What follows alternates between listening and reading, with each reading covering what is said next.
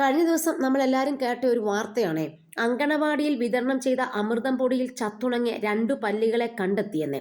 2025 ജനുവരി 22-ന് ബുധനൂർ പഞ്ചായത്തിലെ അങ്കണവാടികൾക്ക് വിതരണം ചെയ്ത പാക്കറ്റുകളിൽ ഒന്നിലാണ് ചത്ത പല്ലികളെ കണ്ടെത്തിയെന്ന്. വീട്ടുകാർ പാക്കറ്റ് പൊട്ടിച്ച് കുറുക്ക് തയ്യാറാക്കാൻ തുടങ്ങുമ്പോൾ 2 പല്ലികളെ ചത്തുണങ്ങിയ നിലയിൽ കാണുകയായിരുന്നു. വീട്ടുകാർ അങ്കണവാടി അധ്യാപിക വിവരം അറിയിക്കുകയും അധ്യാപിക ആ പാക്കറ്റ് അമൃതം പൊടി സൂപ്പർവൈസറെ വിളിച്ച് കാണിക്കുകയും CDPOയ്ക്ക് റിപ്പോർട്ട് ചെയ്യുകയും ചെയ്തു.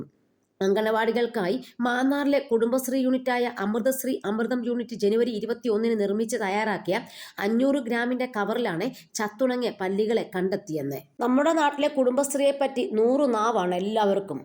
പക്ഷെ ഇപ്പം നമ്മൾ കേട്ട വാർത്ത എന്താണ്? അമൃതം പൊടിക്കാത്ത 2 പല്ലി ചത്ത് കിടന്നിട്ട് ആ പൊടി എടുത്ത് ഇവർ പായ്ക്ക് ചെയ്തെന്ന്.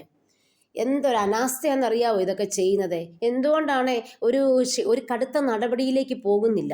പ്രത്യേകിച്ച് ഫുഡ് ഐറ്റമാണ്. വീട്ടിൽ ചെന്ന് അവർ കുറുക്ക് തയ്യാറാക്കാൻ വേണ്ടി അവരെടുക്കുമ്പോഴാണ് ഇത് കാണുന്നത്. അപ്പം ഇവരൊക്കെ എന്ത് ശ്രദ്ധയോടെയാണ് ഈ പാക്കറ്റിനകത്ത് ഈ അമൃതം പൊടിയൊക്കെ നിറച്ച് വെക്കുന്നത്? തീർച്ചയായിട്ടും ഒരു ഉറുമ്പ് കടന്നാൽ കൂടി നമുക്ക് കാണാൻ പറ്റും.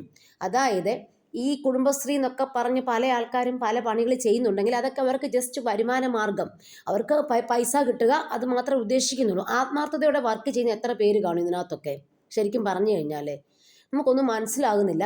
അതായത് ഇങ്ങനെയുള്ള കാര്യങ്ങൾ ചെയ്യുമ്പോൾ കടുത്ത ശിക്ഷാ നടപടി ഉണ്ടെങ്കിൽ ഇവരെല്ലാം വളരെ അതീവ ശ്രദ്ധയോടെ കാര്യങ്ങൾ ചെയ്യാൻ തുടങ്ങും. റൂൾസ് ആൻഡ് റെഗുലേഷൻസ് നല്ല സ്ട്രിക്റ്റ് ആക്കണം ഇവിടെ.